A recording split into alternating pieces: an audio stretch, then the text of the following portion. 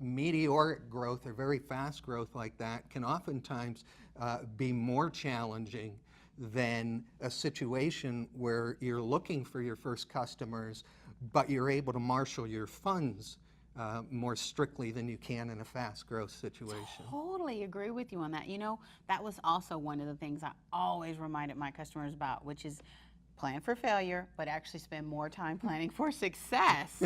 Because, you know, you have these great ideas and you create great campaigns and you go to market. Are you ready if they work really well? What if you get 1,000 customers? Are you ready for that?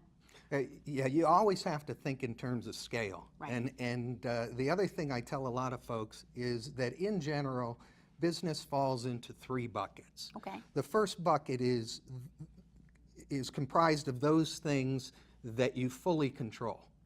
And that's a small bucket. That's a small bucket, but that's building your website, things of that nature. Right. And while that's exciting, you're expected to complete those things because they're totally in your control. Right. The larger bucket, and where you really show your mettle as a manager and as someone who can execute a plan, is in the middle bucket. And those are things you can influence, but you can't necessarily control. Mm-hmm. That's all your marketing messages, your sales channels, things of that nature where you can get your product or service in front of the customer, but you can't put the pen in the hand of the customer to write that purchase order. Mm-hmm. And then the third bucket, which is where far too many entrepreneurs, in my experience, spend their time, is the bucket where you have neither influence nor control.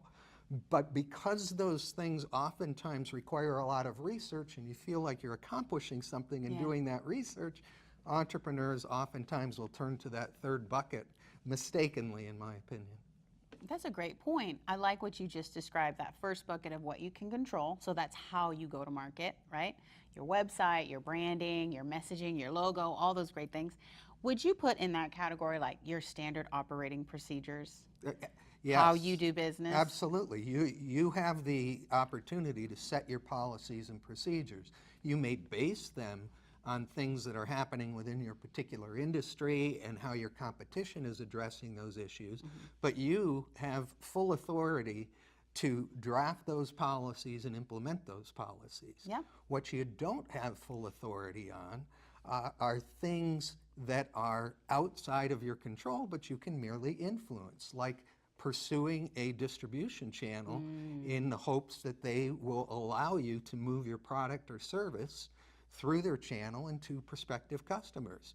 You can approach them, you can give them your best pitch, you can even incent them monetarily, but ultimately it's their decision whether they're going to allow you to use that channel or not. Yep, that's a great point. So would-be entrepreneurs, A, make sure you know what it is you actually can control, and B, for those things, which is probably a lot of them, that you influence, make sure that you're really on top of it. So I would put in that what you can influence bucket, your receptionist, how she's answering the phone. You actually can't really control her, but you should be checking in and making sure that the way that she, your salespeople, and every single person that represents your company, the way they're doing it is the way you want it.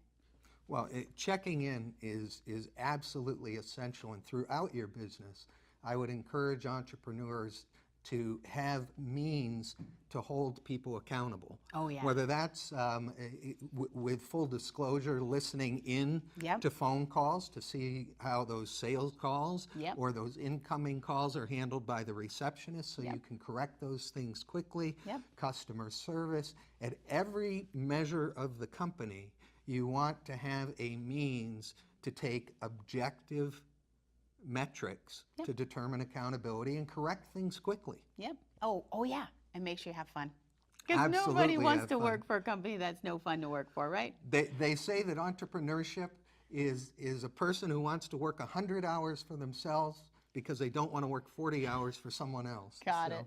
Well, with that, that's all we have for today. Thank you so much, Alan, for joining us on Wake of America, the New Media Network.